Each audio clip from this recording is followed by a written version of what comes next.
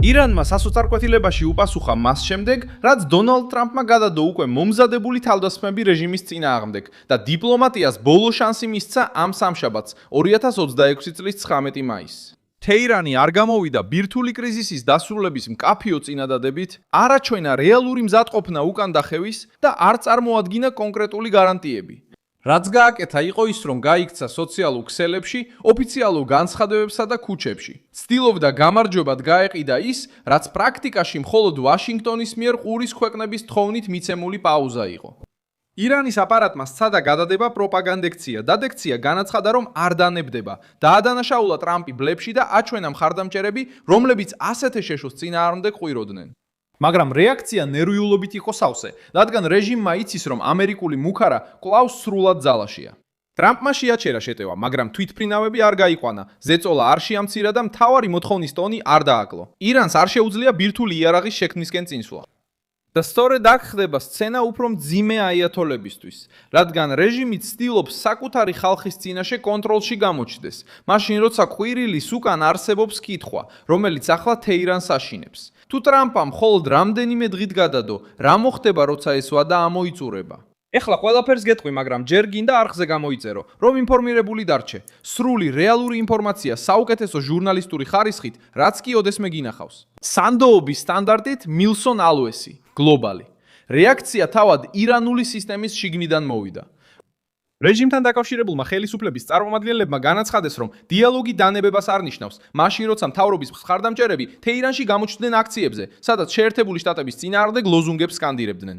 ეს გზავნილი ირანში შიგნით გადაიგზავნა, რათა რეჟიმის მხარდამჭერი ბაზა მობილიზებული დარჩენილიყო, რადგან ტრამპის პაუზამ აიათოლებისთვის საშიში ფანჯარა გახსნა. ან ისინი დათანხმდებიან მკაცრ შეზღუდვებს ბირთვულ პროგრამაზე, ან კვლავ აღმოჩნდებიან ამერიკული შეტევის წინაშე, რომელიც უკვე მზად იყო განხორციელებისთვის. ირანის პასუხის მთავარი არსი ძალა არ ყოფილა. ეს იყო პოლიტიკური შიში, რომელიც ბაქიაობით იყო შენიღბული. მოვსენ რეზაი, ირანის განსჯის საბჭოს წევრი და ირანის რევოლუციური გვარდიის ყოფილი სარდალი. მან დასცინა ტრამპს, რომ თავდასხმისთვის ვადა დააწესა, შემდეგ კი გააუქმა. მან თქვა, რომ ირანული ძალების რკინის მუშტი აიძულებდა შეერთებულ შტატებს უკან დაეხია.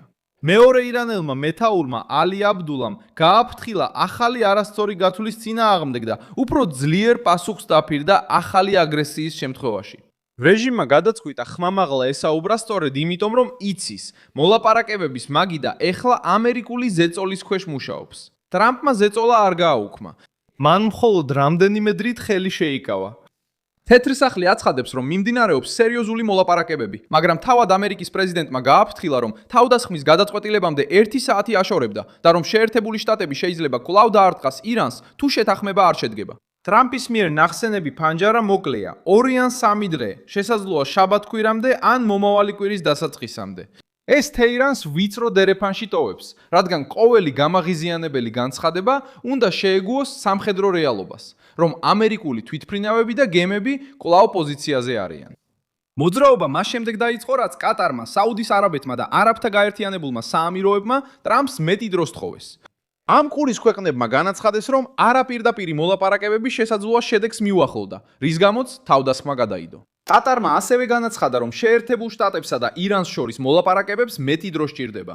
ამ სივრცეში ირანის რეჟიმმა სცადა შეექმნა წინააღმდეგობის ნარატივი. თითქოს ამერიკის პაუზა ვაშინგტონის დამარცხების დამარცხება ყოფილიყო. მაგრამ დროის მოთხოვნა რეგიონული შუამავლებისგან მოვიდა და არა ირანისგან, რომელიც კომფორტულ მდგომარეობაში არ იყო. თეირანმაც სცადა სახელმწიფო ტელევიზიისა და სოციალური ქსელების გამოყენება იმის სათხმელად, რომ ტრამპის შიშის გამო დაიხია უკან, მაგრამ თავად მოვლენების თანმიმდევრობა სხვა რამეს აჩვენებს. ამერიკის პრეზიდენტმა განაცხადა, რომ მან ფართომასშტაბიანი თავდასხმისთვის მზადების ნებართვა გასცა და რომ ამერიკულ ძალებს ნებისმიერ დროს უნდა ჰქონდეთ მზადყოფნა მოქმედებისთვის, თუ მისაღები შეთანხმება არ იქნება. ირანის სახელმწიფო მედიამ ეს პაუზა უკან დახევად შეაფასა, მაგრამ რეალობა ისაა, რომ რეჟიმმა მხოლოდ დრო მოიგო, გარანტია კი არა. და ტრამპის მიერ მიცემული ვადა არ არის მიტევება, ეს ულტიმატუმია, რომელიც კიდევ რამდენიმე საათით აძლევს სუნთქვის საშუალებას. ირანის სასოწარკვეთილი პასუხი ასევე ჩანს იმაში, თუ როგორ ცდილობს რეჟიმი მოლაპარაკებას საჯარო გამოწვევასთან შერევას. პრეზიდენტმა მასუდ პესაჩკანმა განაცხადა, რომ საუბარი დანებებას არ ნიშნავს და მიზანი ირანელი ერის უფლებების დაცვაა. ეს ფრაზა შიდა მოხმარებისთვის იყო განკუთვნილი. რეჟიმს სჭირდება თავის ხალხს უთხრას, რომ მუხლებს არ იხრიან, მაშინაც კი როცა შუამავლებს, მაგალითად პაკისტანს, იყენებენ და იმედოვნებენ, რომ ყატარი და სხვა სპარსეთის ყურის ქვეყნები ტრამპის ხელს კიდევ რამდენიმე დღით შეაჩერებენ. ამერიკის მოთხოვნა კვლავ რჩება კრიზისის გულად. ირანისთვის ბირთვული იარაღის შექმნის შეჩერება. ტრამპმა თქვა, რომ შეთანხმების შანსი არსებობს, მაგრამ გააფრთხილა, რომ შეერთებული შტატები მზად არის ფართომასშტაბიანი თავდასხმისთვის, თუ თეირანი არ დათანხმდება იმ გზას, რომელიც ამ საფრთხეს მოაცილებს. მოლაპარაკება არ მიმდინარეობს, იმიტომ რომ ირანის რეჟიმი გულუხვი გახდა.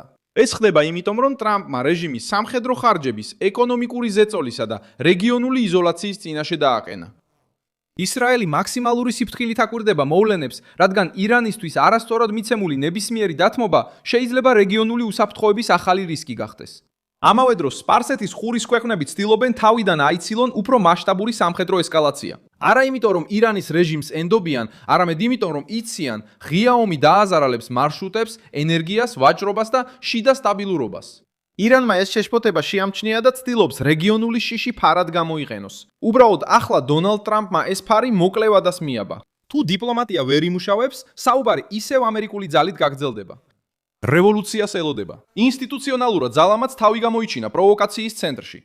მიმდინარე სიახლეებში ანალიტიკოსები და ხელისუფლების წარმომადგენლები აღნიშნავენ, რომ ირანის ძალაუფლების სტრუქტურა მხოლოდ ფორმალურ მთავრობას არ შემოიფარგლება. რადგან გვარდია აკონტროლებს რეპრესიების არსებით ნაწილს, აგრესიულ საგარეო პოლიტიკას და რეჟიმის რეგიონულ გავლენას.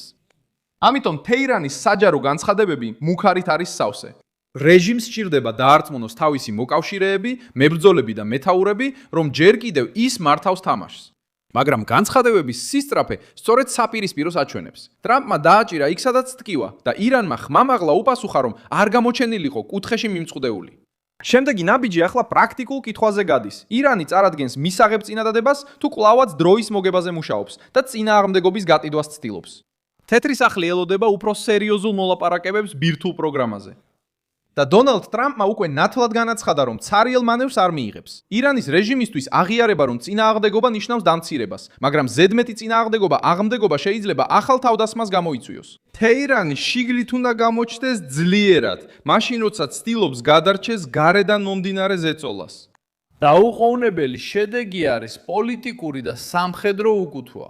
თუ კატარი, საუდის არაბეთი, არაბთა გაერთიანებული საამიროები და პაკისტანი შეძლებენ თეირანისგან რეალური წინადადების მიღებას, ტრამპს შეუძლია შეინარჩუნოს პაუზა და ეს გატიდოს როგორც რეჟიმის სტრატეგიული დანებება შეტევის დაწყების გარეშე.